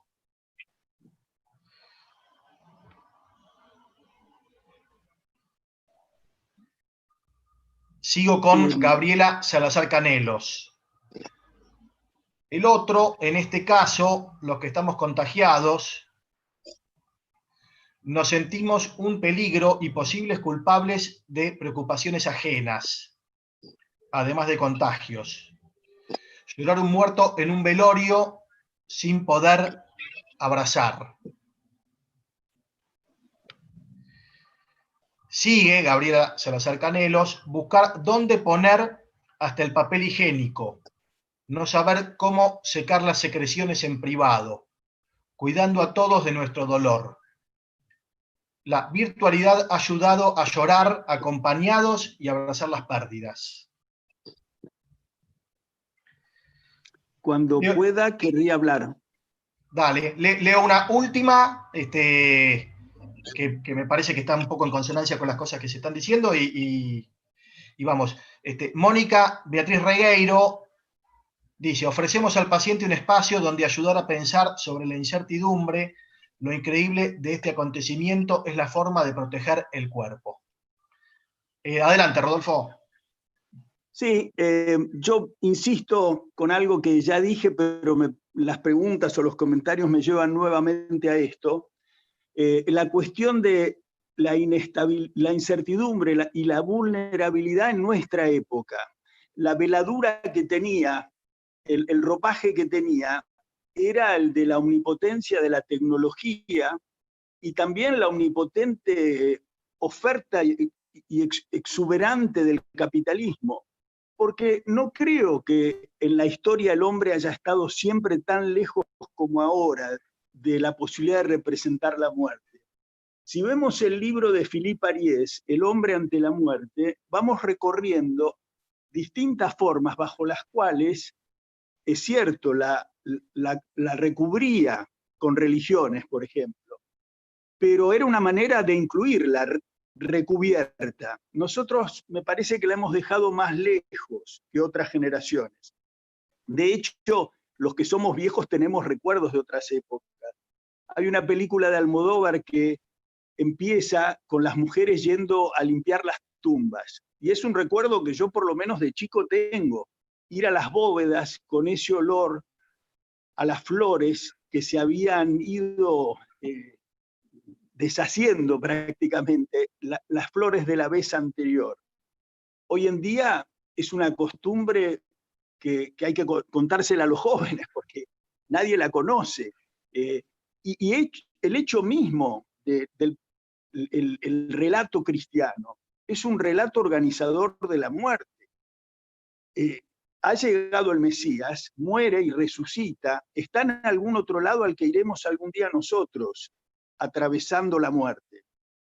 En cambio ahora, ¿qué relato tenemos? Cuando Marcos dice qué va a pasar con esta cosa que nos inunda y que llamamos muerte, me parece que una de las posibilidades es que tenga que surgir algún relato para organizarla, porque el de la ciencia se muestra que fracasó y la ha dejado al desnudo. Tendremos que volver a recubrirla con algo, tal vez. Sí, me gustaría hacer un comentario. ¿Puede ser? Sí, claro. Adelante, Carlos, dale. Sí, lo que dice Rodolfo me parece central, ¿no? El lugar que ha ocupado la muerte en la posmodernidad, digamos, es evidentemente el de la renegación. Siempre se mueren los otros, se mueren lejos de las casas, lejos de las personas queridas. Bueno, ese es un punto, ¿no? Respecto del tema de las religiones, yo creo que en contra de la expectativa freudiana, ¿no? De que íbamos a poder superar la ilusión religiosa con el desarrollo de la ciencia y con el Dios Logos, como él lo llamaba, ha sido verdaderamente un error de predicción enorme, porque nunca como hoy las religiones juegan un papel fundamental. En nuestro querido país vecino, a quien todos solemos ir de vacaciones, resulta ser que la religión evangélica es uno de los factores más destructivos de la política de Bolsonaro. Son los que contribuyen efectivamente a renegar de la peligrosidad del virus, incluso a decir que eso no existe, ¿no? Eso por un lado. Por otro lado, esta pandemia asombrosamente ha sido predicha desde hace mucho tiempo. Hace poco, en estos días del poco ocio que contamos en la cuarentena, hemos visto acá en casa una película que se llama Contagio, una película protagonizada por Matt Damon y otros actores de primer nivel de Hollywood, donde se reproduce en el año 2011, la película de 2011, exactamente la misma cosa, con un virus que tiene la característica de tener una tasa de mortalidad bastante mayor que la que tiene el COVID. Pero es asombroso que vemos allí lo que estamos viviendo 9 años atrás. También sabemos de las conferencias que ha dado, ¿cómo se llama? El de Microsoft. Bill Gates. Bill Gates, ¿no? Anunciando que esto era inevitable. Esta mañana, cuando prendí la televisión para ver las últimas noticias del coronavirus, resulta que me encuentro con que dicen que en la China ha aparecido un nuevo virus porcino que probablemente sea potencialmente generador de otra pandemia. Quiere decir que vamos a vivir encerrados de aquí hasta que, ¿no?, nos toque retirarnos del mundo. Pero la pandemia me parece que además tiene una característica particular, porque la de la gripe española del año 20, que recordaba Rodolfo, bueno, tuvo una enorme cantidad de muertos, ¿no? Pero una cosa que observamos es que cuando se retiró la gente de las ciudades empezaron a venir los animales. Me contaba una colega cordobesa que en el jardín de su casa aparecieron los colibríes. Cuando se empezó a relajar un poquito la cuarentena, volvieron las palomas, que son animales exóticos, ¿sí? La paloma romana. Y por otra parte, yo creo que esta pandemia tiene mucho que ver con el deterioro que ha sufrido el ecosistema por efecto de la voracidad capitalista. Se han hecho desastres ecológicos y se siguen haciendo, y probablemente el mundo se termine antes que nuestros nietos, no sé. Bueno, por favor, no quiero ni imaginarme eso. Pero evidentemente tiene mucho que ver con la destrucción del sistema de la naturaleza. La posibilidad de que un virus salte de una especie a la otra está dada por el hecho de que con la destrucción de los ecosistemas, los animales silvestres han tenido un contacto que en general no tienen con los seres humanos. Y esto ha hecho posible este tipo de cosas, ¿no? Entonces, quiero decir, tenemos que saber que la responsabilidad, buena parte de la responsabilidad de esto, no se trata desde ya de ninguna teoría conspiranoica, de esa de que el virus lo inventaron los chinos o los americanos o yo qué sé, pero la posibilidad de esta mutación del virus que ha hecho que sea contagioso para los humanos, está dada por una destrucción del sistema de la.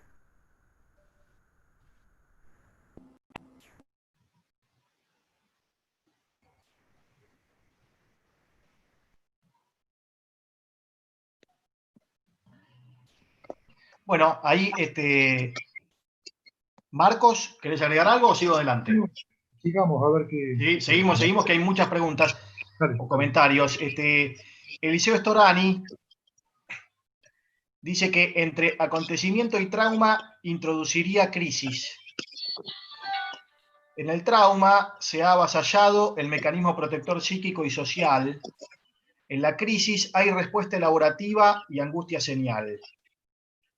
En el trauma, angustia automática. Sigo. Oscar Elvira. ¿Es posible pensar que el COVID-19 socava en parte nuestra identidad y nos impone una regresión a los primeros momentos de la vida?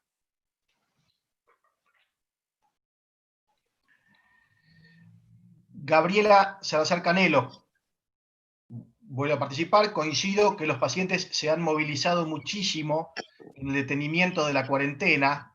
Han tenido el tiempo para muchos insights, supongo, que habrá querido poner.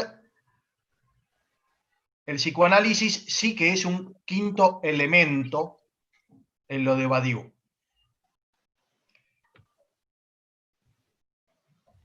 Mariana Wassner, la crisis introduce la ruptura de la temporalidad a pacientes y profesionales.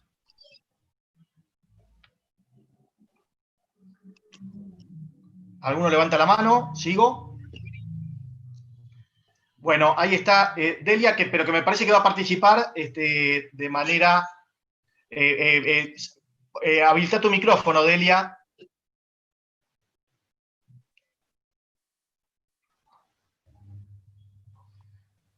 Bueno, gracias.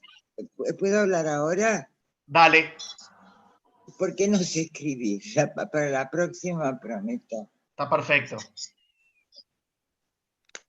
Bueno, cosas que me sugirió los comentarios de Carlos en relación a este libro que él había escrito, este artículo, y que de pronto quedó, digamos, obsoleto. Yo tuve una experiencia semejante porque 20 instituciones el año pasado, les recuerdo, estuvimos trabajando el caso de un paciente transexual, este análisis famoso Simón Simona, y en enero se iba a publicar todos esos trabajos y estaba hecho el libro. A mí me tocó, ahí terminé un trabajo. Y por supuesto me pasó lo mismo que a él, digamos, ¿no? En este caso, como era un trabajo conjunto de un libro de 20 instituciones, yo tuve la impresión de que era como si pudiera ver mi propia muerte, es decir, que había algo que estaba muy vivo y que de pronto no era más, porque digamos, bueno, Carlos seguramente lo sintió, hizo una cosa tan instantánea y al mismo tiempo tan vieja, tan que ya no cabe más, que no está más. Y yo pensé que esto tiene que ver con el concepto de contemporaneidad y qué es ser contemporáneo de Agamben, que es una cosa que se ve muy bien en la moda, explica él, el ejemplo que él pone eso, y es que cuando algo no está a la moda, es un instante en donde algo de ser del último momento pasa a ser una cosa obsoleta y totalmente out. Puede ser el largo de una falda, de un pantalón, el ancho de un pantalón, etc. Es decir, que yo creo que la pandemia nos conecta con fenómenos totalmente nuevos vinculados a la temporalidad. Esa era una cosa que quería decir. Otra. Yo creo, en relación a la catástrofe, que la catástrofe, uno en el análisis la puede ver porque hay analizando en donde uno ve que hay como un agujero, que son personas que pueden ser enormemente dotadas, y hay como un agujero de cosas que no se entiende, y que tampoco uno puede ubicar absolutamente nada en la vida del paciente que se corresponda con este no entender. Por ejemplo, personas extraordinariamente dotadas para escribir, para la pintura, para montones de cosas, y no cero. Yo acá lo que pienso, esto es a mí me da como la certeza, no sé cómo decir, o la teoría que yo le pongo, que son cosas transgeneracionales, porque es algo que transcurre en años en el análisis, personas que se han analizado, por ejemplo, no solo lo he visto en análisis míos, sino personas que hace 20 años que se han analizado con otros analistas y evidentemente eso no se ha movido. ¿Qué otra cosa quería decir que me evocó lo que decía acá? Les quiero contar dos experiencias de dos pacientes míos que empezaron a trabajar, es decir, que en lo que ellos trabajan se les acabó la cuarentena. Así que voy a hacer de pitonisa y decirles a qué se viene. Uno de esos muchachos tiene fiambrerías, así con mesas de quesos y todo Hay un ruido que no sé si es mí, que interfiere, no sé si es mí. Sí, sí. Si no habla, no está.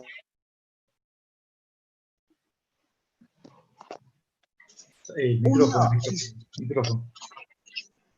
Uno es un muchacho que tiene fiambrerías, muchos, y vino el Día del Padre. Y el fuerte, digamos, son las mesas de quesos y de fiambres. Tuvo que cerrar el negocio porque se produjo una luz. Una cosa muy impresionante de gente enloquecida, que llamaba 17 veces, como, qué sé yo, enojada, pero me dijiste a las 4 de la tarde, bueno, una cosa muy impresionante. Y además, bueno, además decía, ¿por qué no tomas más gente? Soy cliente de siempre. Una cosa muy impresionante que le paró la cabeza, le quemó la cabeza. Y tuvo que cerrar directamente, porque no puede, si tiene 5 muchachos haciendo mesas, no puede tomarse, qué sé yo, 10 más, no se puede. La otra paciente es una persona que vende material de packaging de distintos niveles, desde pizzerías, las fuentecitas de plástico para los chinos, bombonerías. Le pasó exactamente lo mismo, pero su cabeza, ayer otra vez le pasó un aplastamiento radical, porque la gente, todas estas empresas que se pusieron en movimiento, la bombonería, la pizzería, los chinos, no tienen packaging, las heladerías no tienen cucuruchos. Tuvo que cerrar porque le quemó la cabeza, porque la gente la llama y le insulta.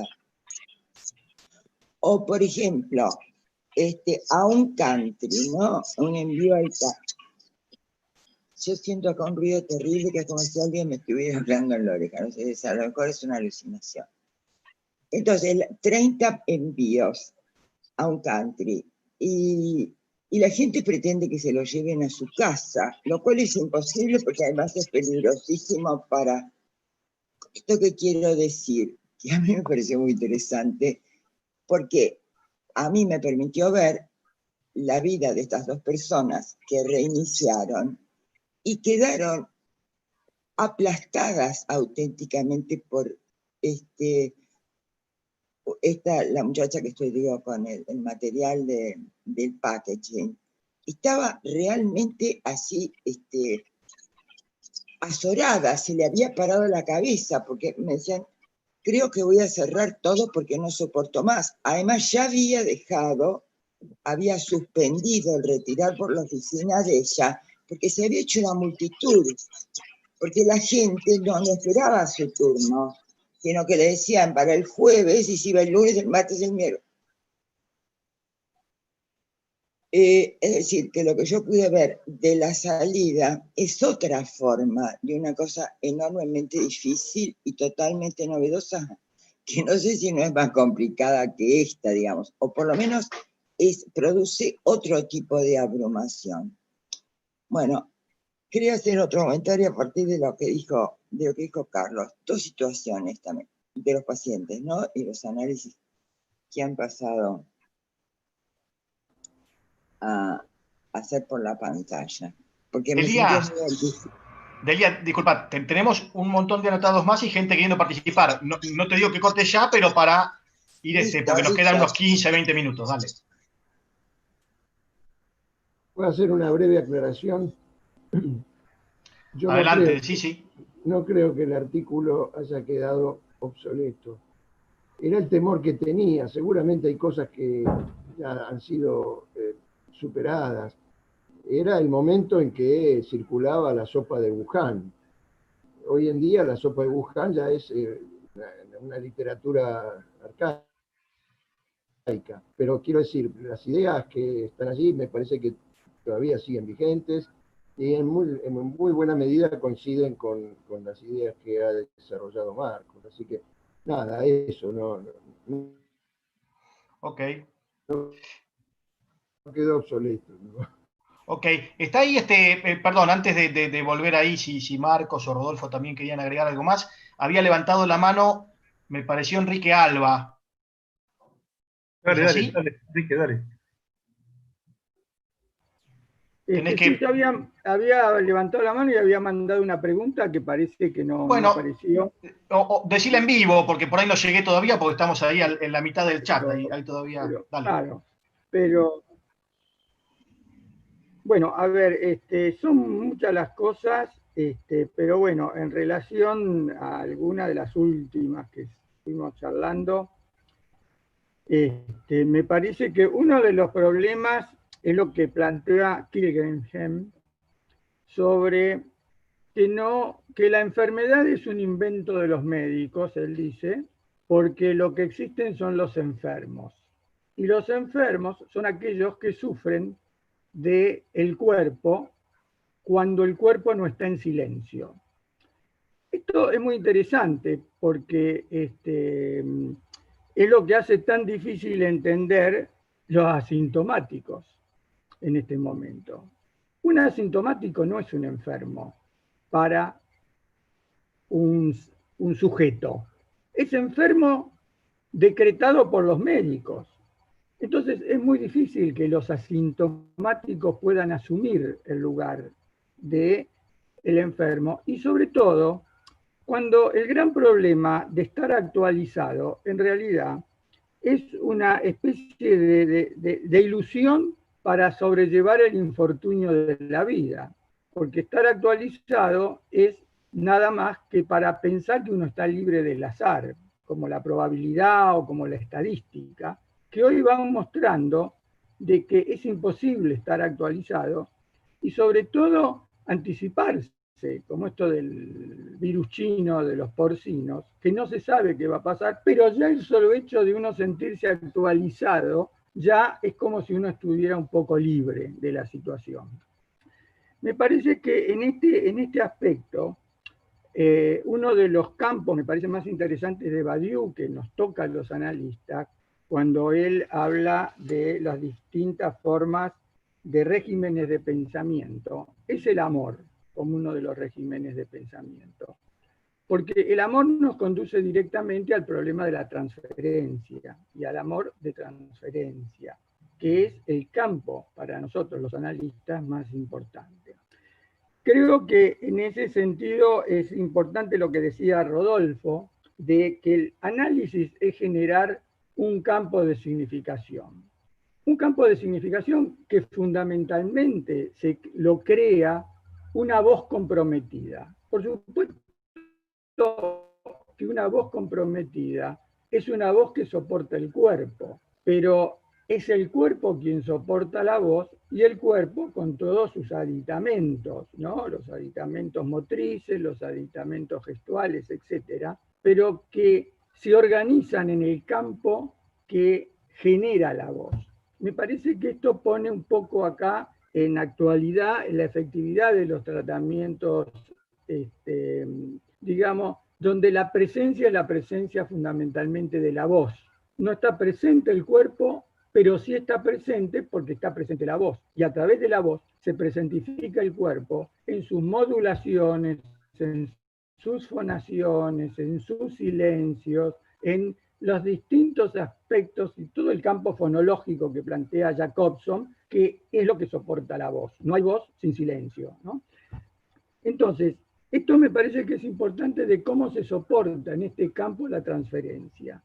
Y yo creo que el caso, que era la pregunta que yo hacía, me parece que es muy interesante, porque efectivamente hay un campo de transferencia soportado por una voz en esa viñeta, que está un poco dificultado, por, como dice el analista, la contratransferencia, porque la contratransferencia es lo que no deja entrar en transferencia el problema de la transferencia de una deuda.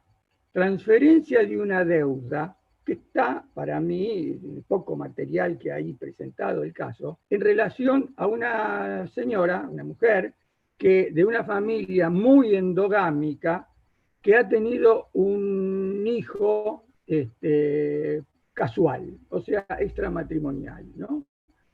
Y esto yo creo que es parte de una deuda que no se puede transferir. No se puede transferir, no ha podido transferirse evidentemente en el análisis como tal, como esta deuda pendiente que está, y por supuesto en la medida en que no entra en la transferencia analítica la deuda, no se puede hacer cargo la paciente de la deuda, ni de la deuda con el analista, ni de la deuda que tiene pendiente con la familia.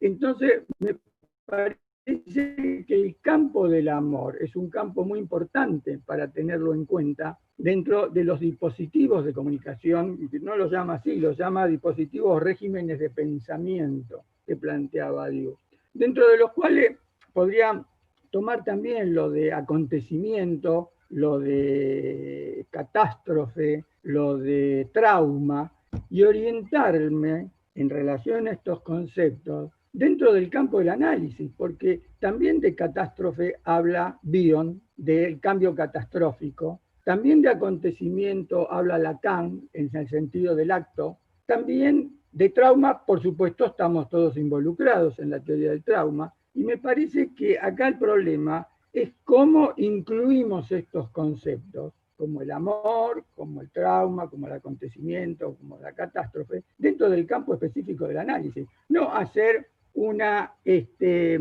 digamos, un pega y, como se dice, pego y pongo, no sé cómo es el término ese, donde uno adosa conceptos como si quisieran decir lo mismo, sino conceptos que hay que ponerlos a trabajar, poner a trabajar el acontecimiento dentro del proceso psicoanalítico. Diría que en ese sentido el acontecimiento es fundamental en cuanto nos permite poder pensar, como dice Felisa Fish, un momento del análisis. Pero un momento del análisis que no se constituye sino no puede estar en una psicoterapia, está en el campo del análisis. Si no está dentro del campo del análisis, no se puede constituir ni el adwamen, ni el acto psicoanalítico, ni el insight, ni las distintas maneras que nosotros tenemos de plantearnos ese momento que constituyen el momento príncipe del análisis. Bueno, Enrique, muchísimas gracias por tu comentario. No sé si Marcos o bueno, Rodolfo, Carlos, sí, ¿quieren ¿puedo intervenir? hablar? Sí. Dale. No, la verdad que son todas intervenciones tan ricas que la verdad que daría como para otro trabajo.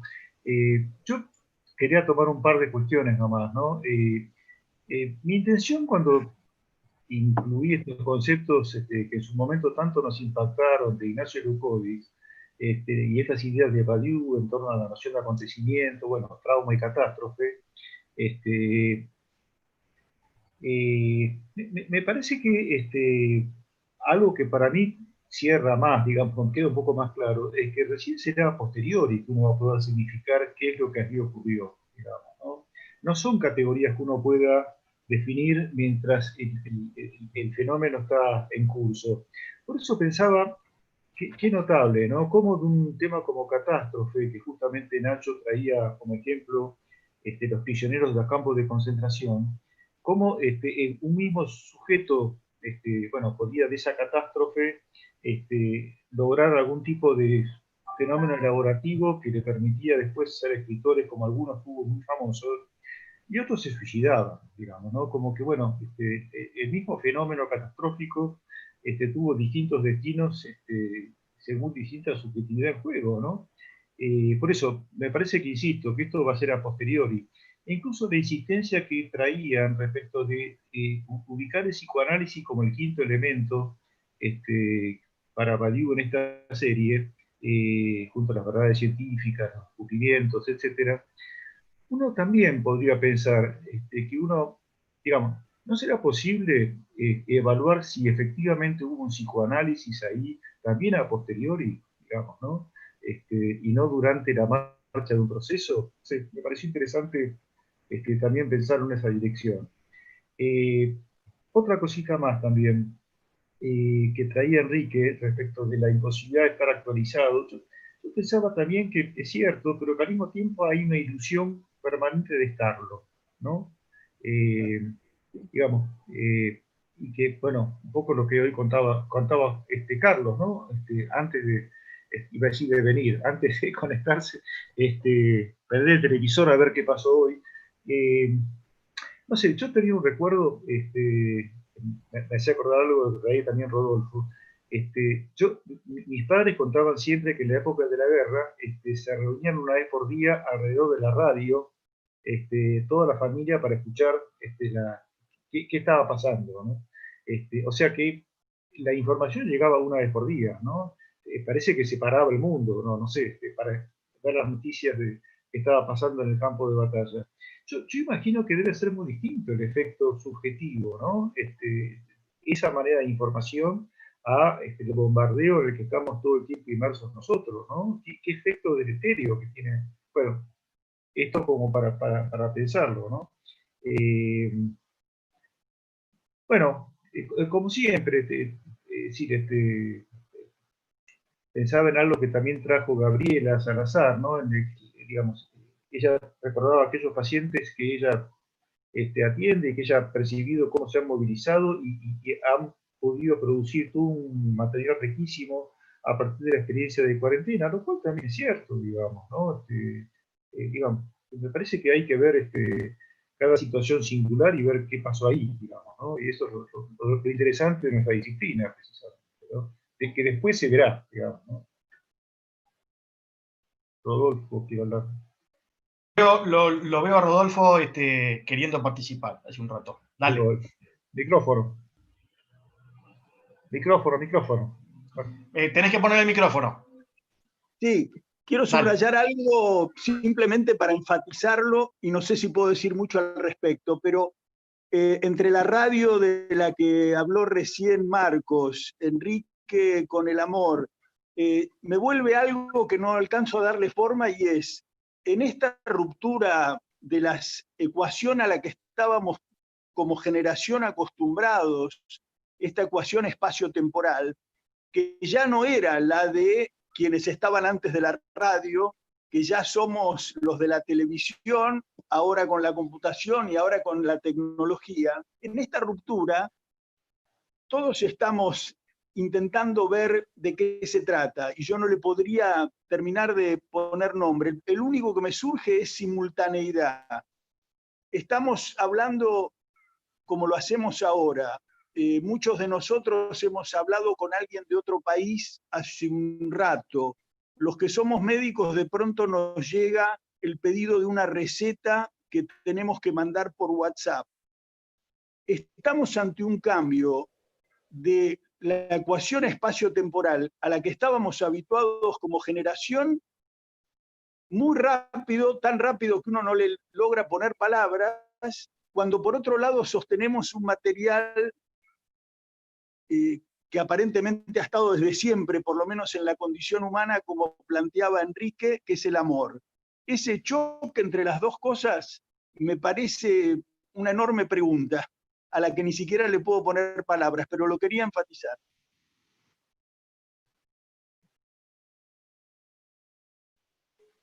Nos queda muy poco tiempo. Si les parece, agrego un par de últimos comentarios. Le pido disculpas, obviamente, bueno, en nombre de todos. Hay chats que no van a entrar en la discusión, pero bueno, es el tiempo que tenemos. Eugenia Aptecar dice, buen día, una pregunta para Carlos. ¿Cuáles entiende son las condiciones que estarían facilitando la posibilidad de elaborar la procrastinación que mencionaba? Gracias, saludos. Agrego una más. Marta Garín. La tecnología y sus distintos dispositivos nos permite en estas circunstancias retomar algunos tratamientos, pero no sustituye al encuentro presencial. Y Mariana Wasner dice, me parece importante pensar en términos de nosotros y hacernos cargo de la propia incertidumbre, el propio no saber.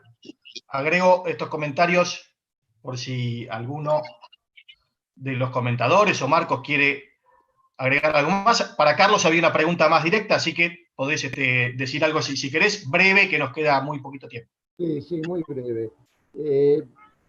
Como todo, depende de cada caso singular.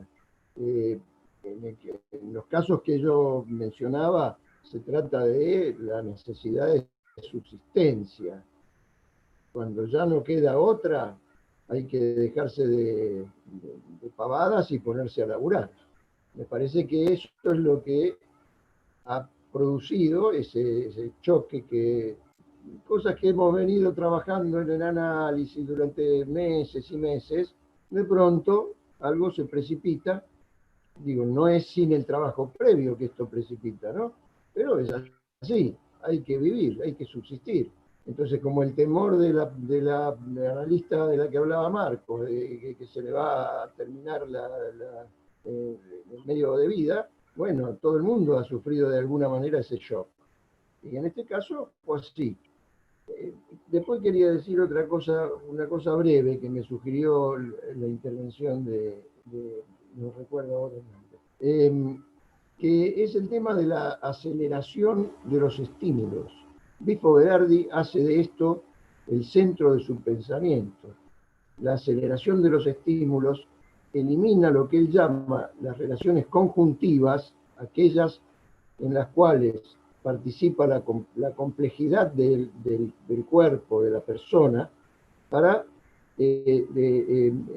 hacer primar las relaciones que él llama, que son la comunicación que es inequívoca en contra de la conjuntividad, que siempre está el equívoco de la palabra en juego, el equívoco del encuentro. Me parece que esto es lo que de alguna manera nos está problematizando la situación en la que vivimos, ¿no? Bueno, eso nada.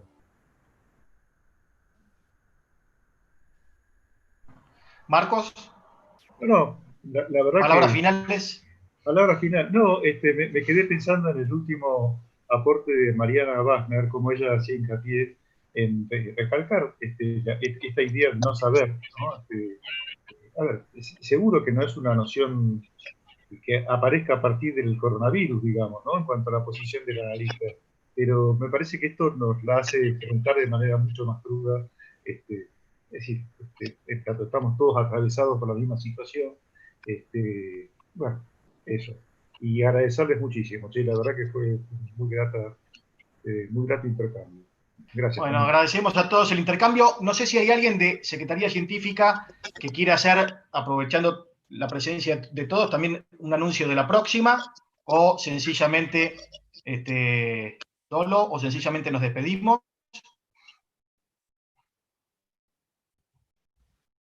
No, porque en la próxima hora, en el mes de julio, entramos con receso con los Ateneos, así que justamente esta vuelta no hay nada para nosotros. Bueno, muchas gracias a todos. Nos vemos en un mes entonces. Gracias. Muchas gracias. Muchas gracias. Gracias.